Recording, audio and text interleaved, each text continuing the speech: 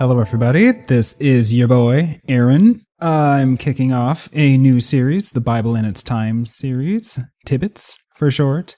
I'm going to be converting years of my personal Bible studies and putting them into an audio-visual format. So I hold a bachelor's degree in theology from the Apostolic Bible Institute in St. Paul, Minnesota. Graduate of 2010, but much of my studies are of my own accord. I am not an expert, nor a licensed minister, just a passionately curious overthinker. And with that said, anything that I share does not necessarily reflect the views, the beliefs, the positions held by my home assembly, nor the organization with which we are affiliated, the United Pentecostal Church International, UPCI. For those of you who don't know me, I'll give a quick bio. I did not grow up Christian. I did not grow up in any sort of religion. I didn't grow up in anything. I did not convert until I was 14 years old, or at least that's when I started searching for something. I started church shopping, even dipped into New Age a little bit, explored different religions, but I didn't stick with a church. Well, it's actually my current church until probably about 2002.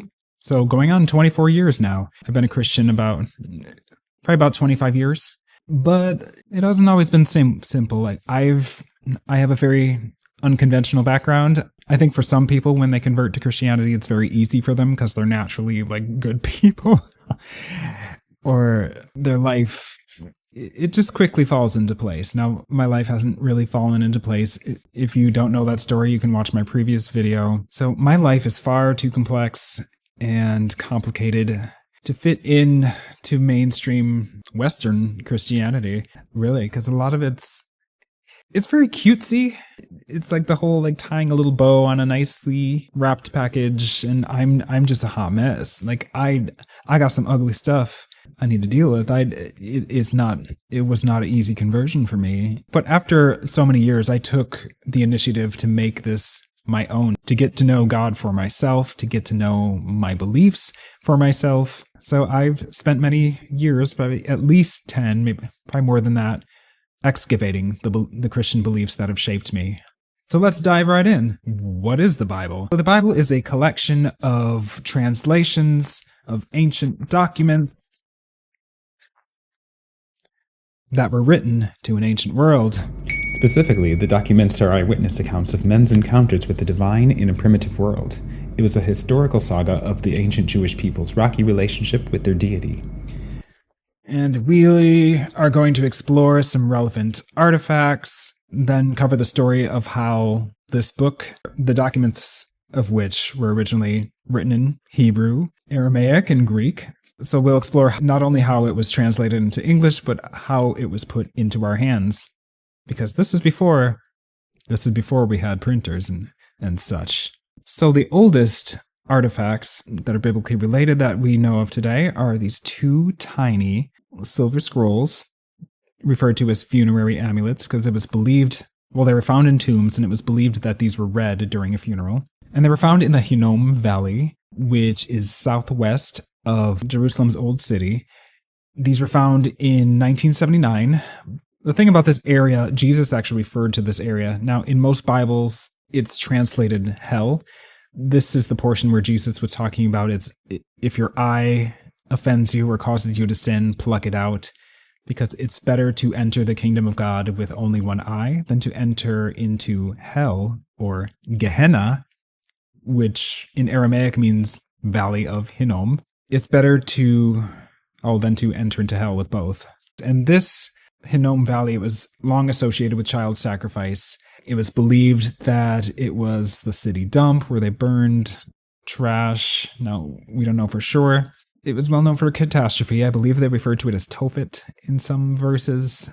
So in 79, there was a professor by the name of Gabriel Barcay, and he, if I understand correctly, he led this amateur semi-excavation, I guess, with teenagers, and there was a certain teenage boy by the name of Nathan. He was 13, and he was one of those annoying kids. He was always tugging at the professor's shirt, and at one point, the professor just sent him away kind of far off, really just to get rid of him. And so this boy just messing around, like banged a hammer on some tomb floor, I guess, and it opened up a chamber.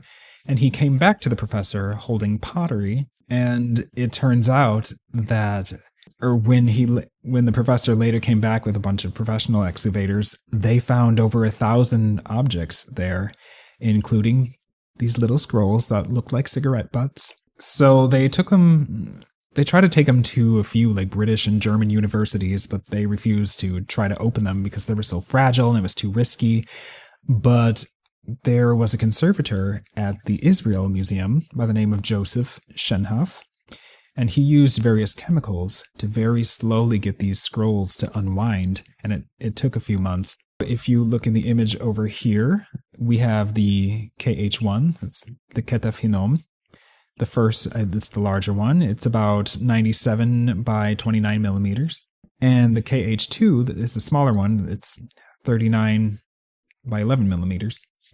So these tiny little cigarette butts, they contain fragments of what's now known as Deuteronomy chapter 7, verse 9, and Numbers 6, verses 24 to 26, which is the Aaronic blessing. The Lord bless you and keep you, make his face shine upon you.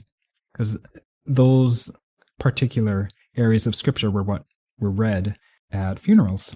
So these scrolls were dated based on like nearby artifacts. Oh, and the script, the type of script, it's a Paleo Hebrew, which is more pictorial than our classic Hebrew that we have today. That's more square. And that type of script occurred before the destruction of Jerusalem in 586 BC, or before the Babylonian exile. Next, we have the St. John fragment. It is the oldest New Testament portion that was found in Upper Egypt in a market in 1920. It is a papyrus fragment of John 18, verses 31 to 33, and then 37 to 38. And this is the instance where Christ stood before Pilate. Now, these fragments had writing on both sides, which indicated that it was a codex, which is an old term for a book, as opposed to a scroll. And this was dated about the mid to late 2nd century AD, and John's original gospel is believed to have been written 95 to 100 AD.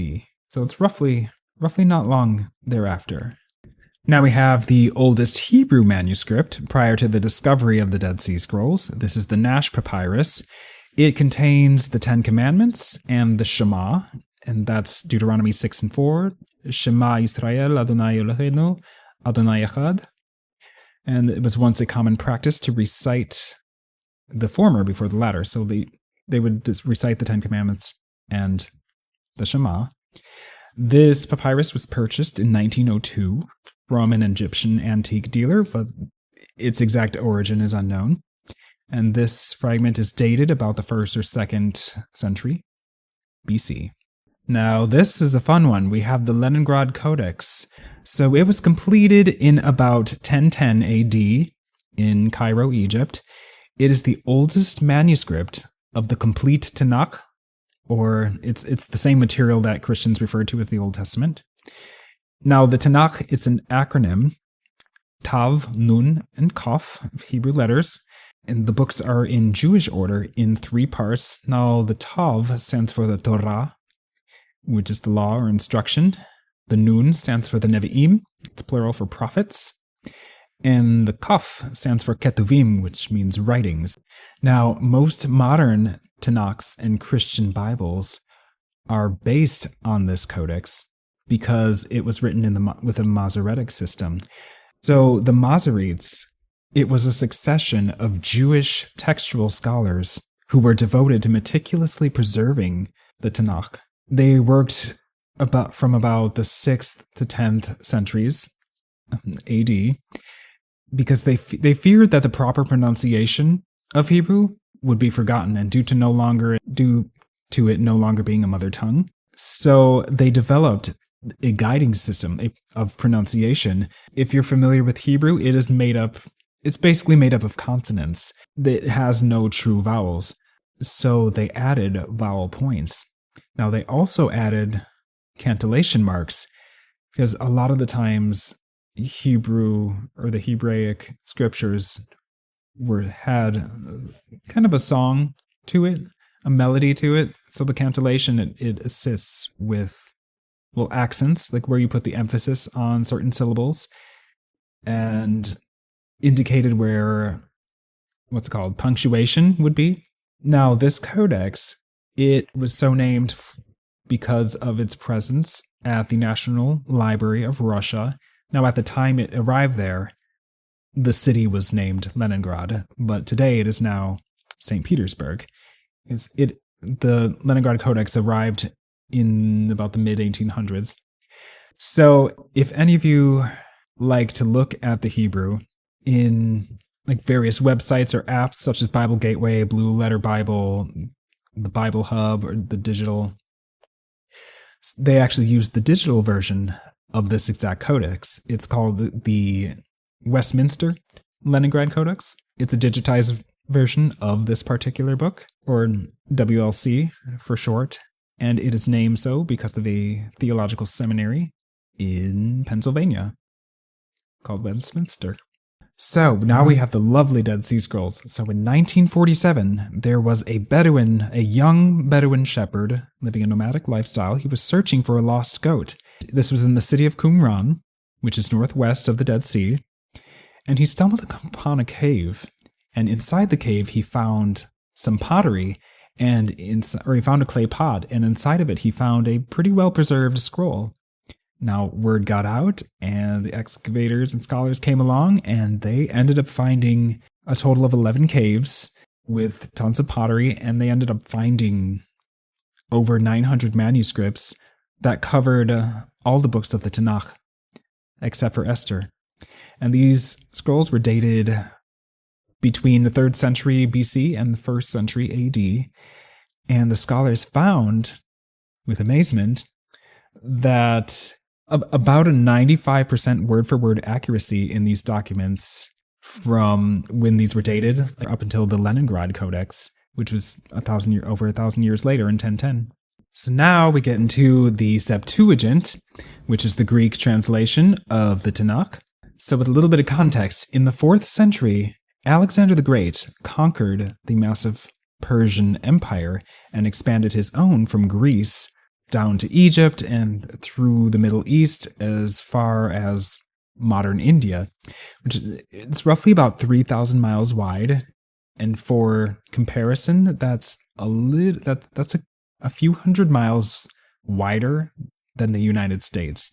So in his empire, he loved Greek culture and philosophy, so he really popularized that, and he spread that throughout the entire empire, including the language. The Koine Greek became the new lingua franca. It is the common language between peoples of all sorts of different nationalities, something that they could do all these various transactions of business transactions or what have you. And by this time, the Jews were scattered, but many were dwelling in Alexandria, in Egypt. And there were scholars there who translated the Tanakh into Greek.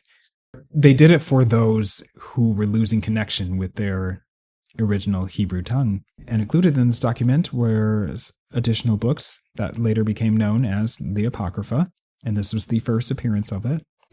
So the product was called the Septuagint, which means 70, and it was named so because there were 72 translators who worked on it. There were 6 members from each Israeli tribe, and there were 12 tribes. Now, the early church and New Testament writers used the Septuagint specifically for the Greek-speaking Jews and the Gentiles. Now, the earliest surviving portion of this particular document is the Rylands Papyrus 458, and it covers Deuteronomy chapters 23 through 28. And it is over a total of 8 scattered fragments that were found as part of a wrapping in a mummy. And they were found in 1917. These were dated about the 2nd century BC. And there were also portions of the Septuagint that were found in the caves, along with the Dead Sea Scrolls. So how do we get all these Bible books together into one single document as we have today? Well, I'm glad you asked. Well, let me tell you. So, it all started with the destruction of the temple by Titus in 70 AD. And because of this, the Jews went from being a temple-centered people into a text-centered people, because now they really don't have much use for all their priests, and they don't have a place to sacrifice. They were supposed to do all that in the temple. Well, now their center of worship is gone. So now all they had left are it was oral traditions, so now they have to be centered on the book. So the priesthood was essentially replaced by rabbis, which are scholars and teachers. So this led to the need for an official canonization of the Tanakh, because before it was originally fluid, and now a canon is an agreed upon list of what's to be included in a particular document. So, of course, naturally, you're going to have a lot of debate over it, but they got it together. So the Tanakh was originally passed down orally, because in these times, like, literacy was very uncommon. It was typically for scholars, royalty. The global average of literacy was very low, and it stayed low for a very long time, probably up until the 20th century, before it really started amping up. Probably in the 1900s, just this past century, that literacy rate actually became the majority. Because early in the 20th century, it was still very low. So at this time, there were no personal copies of the Tanakh. The Jewish writings were kept in the temples, synagogues, or even private elite family archives. It was mainly royalty that could read and write. So the Hellenistic, or the Greek Jews, they refer to their writings as ta biblia, meaning the books. And this name was eventually adopted by Christians in the 3rd century. So one of the earliest Christians to refer to the Tanakh as the Old Covenant, the Palaya Diatheke, was a man by the name of Melito, who was the 2nd century bishop of Sardis, which is modern Turkey, I believe. And he had written this homily called Peri Pascha, which is concerning the Passover, in which he explained how the events and the laws in the Hebrew Bible, or the Tanakh, particularly the Passover lamb with Jesus' sacrifice, he explained how they prefigure Christ in the New Covenant. Now, within the decades of the resurrection of Jesus, there had been multiple accounts written about him, and various letters by Paul and other missionaries that were written to Christian communities. So these 4 Gospels, as we know them today, Matthew, Mark, Luke, and John, was done so by the end of the 2nd century AD, but the epistles, or the letters, were not all canonized until the end of the 4th century, and the book of Revelation was not fully accepted as canon, at least not in the East, until about the 10th century. Now we come to the 5th century, the Latin Vulgate. So as Christianity spread in the Roman Empire, various and many Latin translations of these Jewish scriptures emerged, but they were fairly careless about it. At the same time, all of them were from the Septuagint. They were from the Greek and not the Hebrew. So there was some drama over that. They wanted to do something to remedy that. So at the Council of Rome, in 382 AD, the church leaders under Pope Damasus I, they commissioned the Pope's secretary, Jerome, to work on a single authoritative Latin translation. Now, so Jerome worked with several rabbis for help with the translation from Hebrew, and the church leaders also urged him to include the books which he described as the Apocrypha, which mean secret or hidden. Despite believing them as non-canonical, they were only for education or edification, historical fiction of sorts. And then Jerome used the Greek manuscripts for the New Covenant, of course. Now, in referring to the word covenant, he used the word testamentum, that we know as testament. So this is how we became familiar with Old Testament and New Testament. So the Vulgate took about 23 years to complete, and it was completed about 406 AD, and stems from the Latin word vulgare, and which refers to the common speech of people. The Latin Vulgate was the standard Bible of Western Christianity for over a millennium, over 1,000 years. So for many, many years, Roman Catholicism was the only mainstream expression of Christianity. It wasn't until 1054 AD that a great schism took place and Eastern Orthodoxy became a thing. But in about 1228 AD, a Catholic prelate by the name Stephen Langton, he divided the Vulgate into chapters. Now, not verses yet, because those came a few centuries later, but he was the first one to divide the Bible, the Vulgate specifically, into chapters. And within the next century, there was a man named John Wycliffe, who was a radical Catholic priest and also a theological professor at Oxford University. And he believed that the Catholic Church was out of line on some things, and that they were unscriptural. He believed that the Bible should be the authority over tradition, and that everybody, including the laymen, all the common people, he believed they should have access to the Bible in their own language.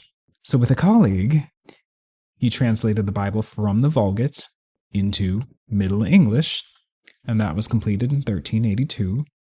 And at that time, Bibles were very slowly and painstakingly handwritten, because no printing press yet. So these English documents, Bibles, were distributed discreetly, and only to those who could afford them, because they were very expensive to produce. Now, of course, what happens when you bring something new into society? It gets criticized, it gets demonized. So Wycliffe was heavily criticized and condemned. He was considered a heretic, and he openly defied the Pope up until his death. He went down into the grave being called a child of the devil. Now let's take a moment for 1440. Gutenberg, hello. So the concept of printing was not an entirely new concept at this time, because Chinese monks had been using block printing, but it was with wooden blocks for centuries. Applying ink, it was a water-based ink. So the earliest known printed document using that method was a Buddhist text called the Diamond Sutra, which was dated about 868 AD. But Gutenberg, he built off prior men's gradually developing technology off of that, and he made the process more efficient. He divided individual letters in both cases, and also punctuation, and he made these blocks not out of wood but out of metal, and he also created a new ink that was oil-based. And the big thing he did to make things more efficient was that he refashioned a wine press to mechanize the process. So, because of ya boy, mass production of books became a thing. It was now possible because everything was copied by hand up until that point, 1440. And because this was the Renaissance era, this printing press allowed for all sorts of these ideas to spread quickly throughout Europe, such as texts promoting the revival of Roman and Greek culture. So now, with the revival of Roman and Greek culture, we have a man by the name of Desiderius Erasmus. He was a Dutch theologian, and he was working on improving the Latin Vulgate. And he made, I believe it was the first parallel Bible, called the Novum Instrumentum Omne. It was a revised New Testament, with both the Latin and the Greek side by side. And over 3,000 copies were printed. There were 3 editions, and I believe that's all together. And of course, the Catholics were outraged because he pointed out translation errors in the Vulgate. You don't do that. And he also changed traditional doctrines. So, of course, this laid the groundwork for the Reformation. There came a German priest by the name of Martin Luther, who relied heavily on this translation, on Erasmus's work, while Luther was penning the 95 Thesis, nailing it to the door in 1517. And Luther also used Erasmus's work to make a German translation of the New Testament. So back to Erasmus. He had stated in this parallel Bible, in his preface, quote, "I totally disagree with those who are unwilling that the Holy Scriptures should be translated into everyday languages and read by unlearned people. Christ wishes his mysteries to be made known as widely as possible. I would wish even all women to read the Gospels and the letters of St. Paul. I wish that they were translated into all the languages of all Christian people, that they might be read and known not just by the Scots and the Irish, but even by the Turks and the Saracens. I wish that the farm laborer might sing parts of them at his plough, that the weaver might hum them at his shuttle, and that the traveler might ease his weariness by reciting them." Now, as we move into the 1500s, there came a Protestant preacher by the name of William Tyndale, who came challenging the Roman Catholic Church's institutional control on access to Scripture. And Tyndale was often reprimanded for using too much Scripture in his sermons, because again, this is a mostly illiterate society who did not speak Latin, because the Vulgate was the go-to.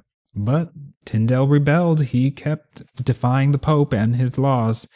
He desired to lead the common people to know more Scripture than the Pope.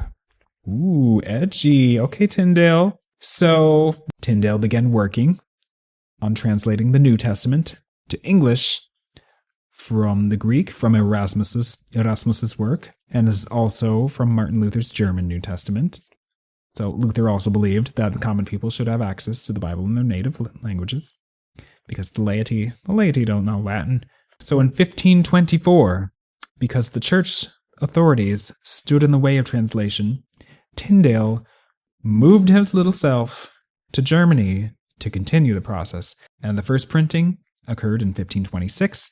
The books were very small and affordable for most people, and the complete Latin Bibles were very expensive, and Wycliffe's were not so much, but they were still kind of up there in price. But Tyndale's little New Testaments, thousands were smuggled into England, and the Bishop of London actually had many of them hunted down and burned. We love a good old book burning. It's so dramatic. So Tyndale was constantly on the run, constantly in peril for his life.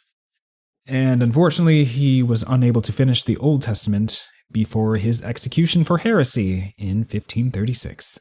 Moving on to the 1530s. So after King Henry VIII broke away from Catholicism because they wouldn't let him get remarried, so he began his own church, the Church of England, or the Anglican Church. This was in 1534. Two colleagues of Tyndale's at this point each finished the translation job separately. There was Miles Coverdale and Thomas Matthew, which was actually a pen name for John Rogers, was his real name. So Coverdale, he produced his first complete printed English Bible, but he used the Vulgate. He translated from Latin and from the German, from Luther, of the Old Testament in 1535, and the second edition was printed in 37, and they were licensed by King Henry VIII himself. And Thomas Matthew, he also released a full English Bible the same year, and that one included marginal notes, and it was the first commentary Bible in English. Now in 1939, Henry VIII royally commissioned Coverdale to combine both his and Matthew's versions to form one unit called the Great Bible. Now this was the first authorized English version, because prior to this moment, it was illegal to print and distribute English Bibles. So the Great Bible, it was called so because of its size. It was about 14 inches tall. It was also referred to as the chain Bible because it was very often chained to the pulpit in churches to prevent removal. And it was specifically a pulpit Bible to be read in church services in England and not for personal study.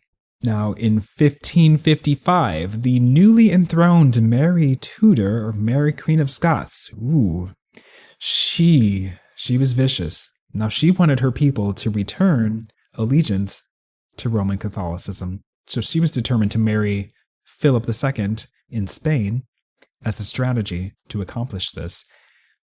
And a Protestant insurrection broke out, and drama! Now Mary quickly shut that down using violence. So she violently went after the Protestants, and she earned her nickname, Bloody Mary. And of course, many Protestants fled the country, some of whom were some well-known leaders. For example, John Calvin. And they fled to Geneva, Switzerland, where they worked on a new English Bible, where the Old Testament would be translated directly from Hebrew instead of the Latin.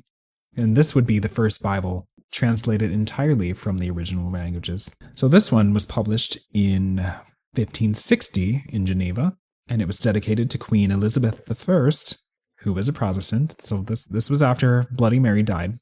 So the Geneva Bible was mass-produced in England. It was the first study Bible because it included guides, cross-references, book introductions, maps, tables, etc. It was also the first Bible to use both chapter and verse divisions. So the Old Testament was divided into verses by a rabbi in 1440, same year as Gutenberg did his press. And the New Testament was divided by a French printer in 1551. Now this Geneva Bible was used by Shakespeare as well as by the Puritans. But the thing about this Bible is that it included extensive side notes that reflected Calvinistic interpretations, such as once saved, always saved. And it also included harsh criticisms against, well, not only Catholicism, but also against monarchism. They were very political in nature, so it was a bit harsh in speech. Now, in the 1560s, because this wild Geneva Bible's popularity over the royally authorized Great Bible, the Archbishop of Canterbury, who was a spiritual head of the Church of England, he had a team of bishops produce a new authorized version to replace the Great Bible, because that one was found deficient, and due to much of the Old Testament having been translated from the Vulgate, from the Latin, instead of Hebrew. Now, this bishop's Bible, it was in the early modern English, and it was the first Bible to use the word charity instead of love in 1 Corinthians 13. And this particular Bible, it did not gain enough traction to supersede the Geneva Bible. Now, within the next 2 decades, the English-speaking Catholics started to recognize a need to have a Bible in their own tongue. So the Catholic Church approved translation of an English Bible from the Latin Vulgate. So we got the Douay-Rheims Bible. The Old Testament was published in 1582, and the New Testament of it was published in 1610. And now, are we ready for it? King James.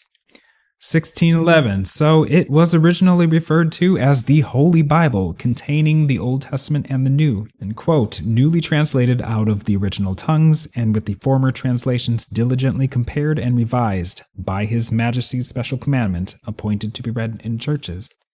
So, how the KJV came about. It all started in March of 1603.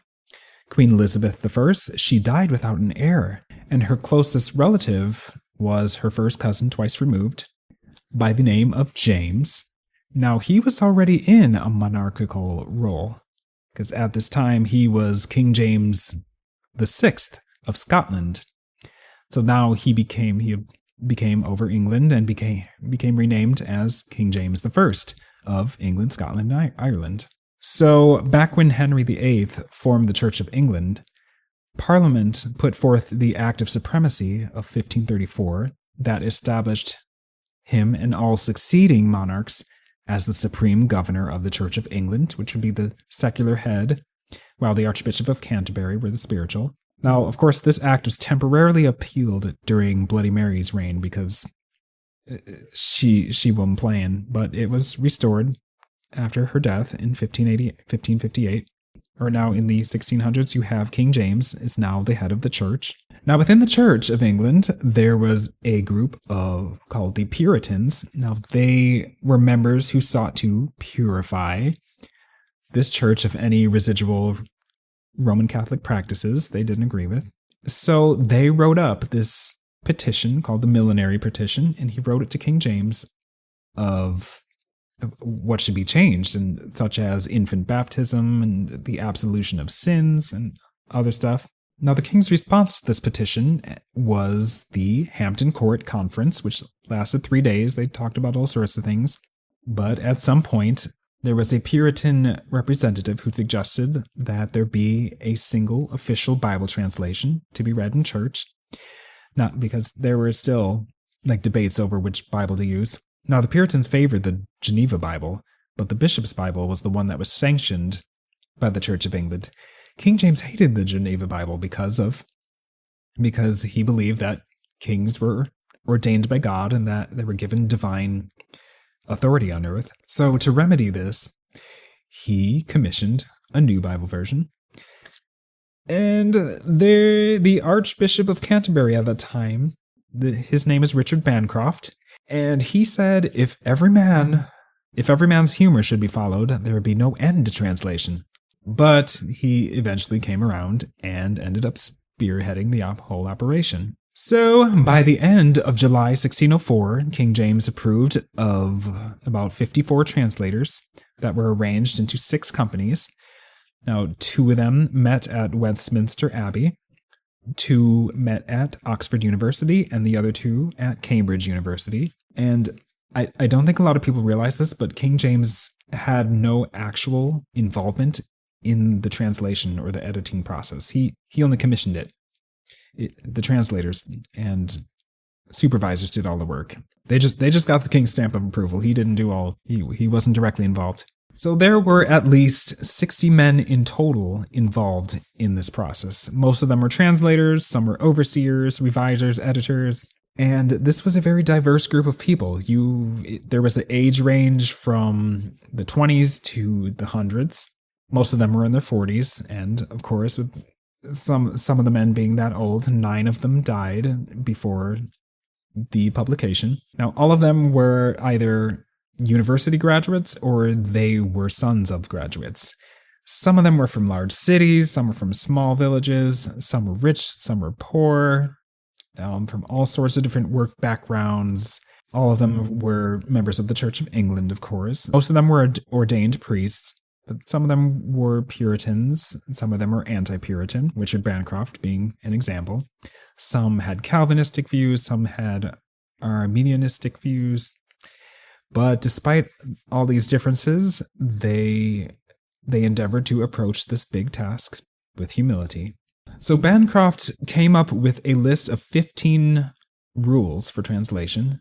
And I'll just give a few examples, and these are paraphrased because it can get kind of lengthy. Rule number 1, for example, they were to use the Bishop's Bible as a guideline. Rule number 2, they had to keep the names the same, or generally the same. Rule number 5, you weren't allowed to alter any of the chapter divisions unless it was absolutely necessary, if it got in the way somehow. Rule 6 stated that the marginal notes needed to be kept to a minimum, kept only to explain any Hebrew or Greek words that wouldn't translate very well, just in simple English. Rule number 10, any disagreement over an interpretation was to be settled in a general meeting in the end.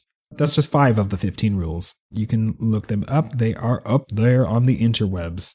Now, as far as the divisions of who translated what, the first company at Westminster, they translated Genesis all the way to 2 Kings. The first company at Cambridge did 1 Chronicles, the Songs of Solomon. The first Oxford company did Isaiah through Malachi. Now, the second company of Cambridge did the Apocrypha.